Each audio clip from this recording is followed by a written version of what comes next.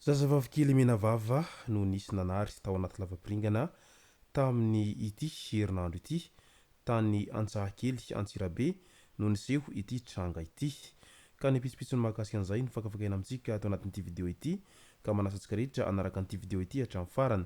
Azadino ny milaiky ny vidéo antsika ary tsarovatra hatrany ny miabone amin'ny chaîne antsika mba ahafahanareo manaraka tsy tahapaka ny vidéo izay efa nahita isan'andro. Tsy ampindrela moa isika fa avy hatrany tonga dia vavany ndao ary.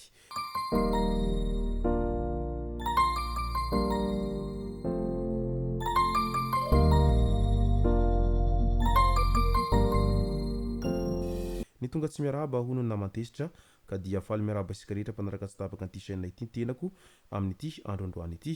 Arakin'izay efa natsipiko zay dia ny mahakasika ny raharaha fanariana zazavavikely mena vava tany anaty lavapiringana no tena imatematesantsika ato anatin'ity vidéo ity. Fa milohan'izay dia andao aloha ho resahantsika ireto tsara ho fantatra manaraka ireto. Toerana mahafinaritra teo anelanelany taona 420 hatramin'ny taona 130 no nanorenana ny mandany mahavelona lalana mampitohy Antoamasina sy Folopointy. Boribory miendrika faribolana manana habe 70 metatra ny savaivony ary 5 hatramin'ny 9 metatra ny ahavony tambohiny. Akorandriaky ary vatoharana no nafangaro nanaovana feta nanamboarana azy io izay any Toamasina any moa no ahitana an'ity toerana ity izay lalana mampitohy an'iny Toamasina sy Folopointy iny ka dia tsara ihany ny mba hitsidiana an'izay ho an'ireo olona izay mbola tsy nahita an'ity toerana mahafinaritra kely ity. Loza mifamoivoizana indray olon-dehibe iray no maty, zaza roa ny naratra vokatry ny fifandonana moto sy fiara 4x4 tany Anosimasina Moramanga tamin'ity herinandro ity tokony ho tamin'ny 4 teo eo no niseho ity loza ity. Tsy fantatra hatreto izay antony nahatonga ny loza efa noentina any amin'ny tobim-pahasalamana ao Moramanga avokoa ireo rehetra naratra nandritra izay loza mifamoivoizana izay.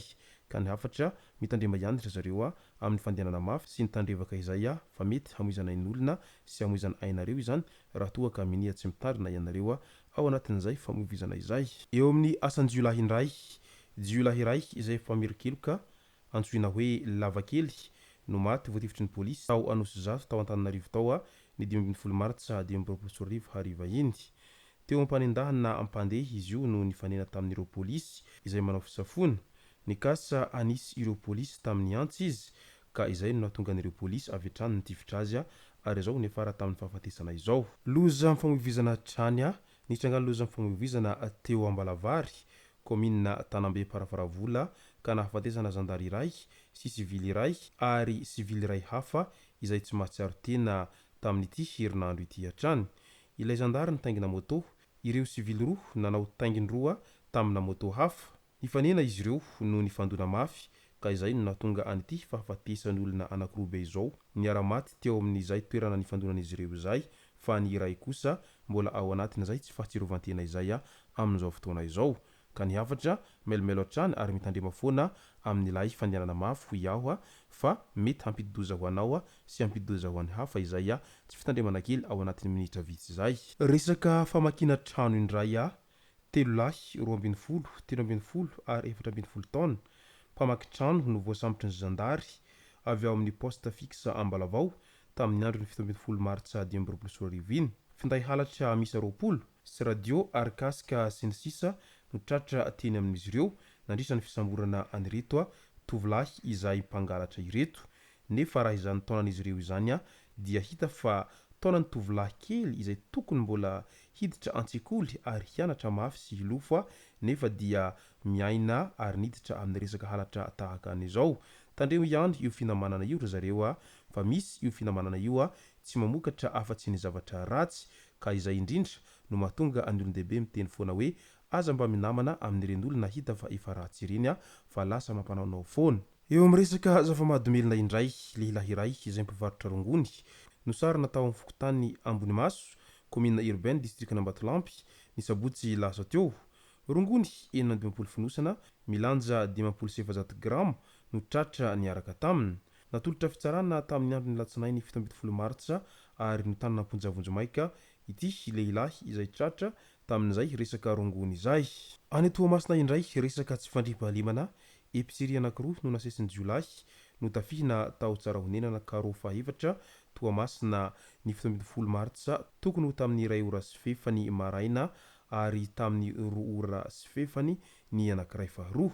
Raim-pianakaviana iray no voafira antsy sy voadaroka ny vato tamin'ny episerie iray voalohany ary naratra mafy. Renim-pianakaviana iray no voa teo amin'ny lohany tamin'ilay episerie faharoa ary naratra mafy ihany koa. Midika izany fa mbola mahamay ny toe-javatra any Toamasina any amin'izao fotoana izao. Ao anatin'izay resaka tsy fandriam-pahalemana izay hatrany, lehilahy iray no maty notifirin'ny miaramila iray tao amin'ny fokotany Fenorivo, commune Belobaka, Tsiromandidy ny herinandro lasa teo iny. Nisy famaliana teo amin'io lehilahy io sy ny vadiny ka nidiran'ilay miaramila tao an-tranony ka izay no niafara tamin'ny fahafatesany ilay lehilahy izay voalaza izao. Ao anatin'ny resaka tsy fandriam-pahalemana hatrany, very avokoa ny entin'ireo mpandeha rehetra tamina fiara iray tany Tamatavy. Kitapo iray nisy kiraro sy satavela tao ambonin'ny tafo, voatery nomena ray hetsy ariary isan'olona avy ireo mpandeha tao anatiny ilay fiara izay nahaverezana ny entan'izy ireo avokoa tao ambony tafo izay. Midika izany fa tena efa manafika hatramin'ny fiara mandeha aza ireo olon-dratsy amin'iny lalana mihazo ny Tamatavy iny amin'izao fotoana izao ka dia mailomailo hatrany fa mihamitatra foana ny asa ratsy izay ataon'ireo tambazotra ny Jiolahy amin'iny lalana mankany Tamatavy iny. Andao amin'izay ho resantsika ny trangana zazakely menavava izay vavikely nisy nanary tao anaty lavapiringana tamin'ny ity herinandro ity tao Antsahakely Antsirabe. Renim-pianakaviana iray saika hamonjy toeram-pivoahana no nahare feonjaza nitomany ka niantso ny manodidina. Rehefa niaran'ny salahy nijery ny tao anaty lavapiringana ireo rehetra manodidina dia jerena fa zaza menavava kely ny tao anatin'izay lavapiringana izay. Noentin'izy ireo namonjy ny toeram-pitsaboana aingana ilay zaza taorian'izay fahitana azy tao anaty lavapiringana izay. Fantatra ihany rehefa avy eo na dia efa niezaka nanao entso-javatra azy izy ireo nitondra an'izay zaza izay tany amin'ny toeram-pitsaboana dia nodimandry tamin'ny andron'ny alatsinainy ny zazakely izay nisy nanara tao anatin'ny lavapiringana izay tao Antsahakely ny Antsirabe ny alahady lasa teo na dia efa nitsaboana aza ilay zaza io. Mbola mandeha kosa ny fanadihadiana mahakasika ilay nahavandoza nanary an'ity zanany tao anaty lavapiringana ity ka ny hafatra ho anareo vehivavy manaova fanabeazanaizana rehefa tsy hay ny manaraka anireny cycle menstruel ireny fa tsy hoe ateraka anao ilay zaza rehefa avy eo dia arinao tahaka an'izany. Aza mba manao toe-tsaina biby tahaka an'izany fa olombelona isika io ary ny olombelona dia manana ny hasiny sy ny lanjany ihany. Mahay izy mifehitena rehefa tsy vita ny hamelon-janaka.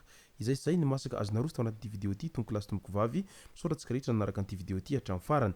Aza dino ny milaiky ny video antsika ary zarovatrany ny miabone amin'ny chaîne antsika mba ahafahanareo manaraka tsy tapaka ny video zay lefa nahito sanandro.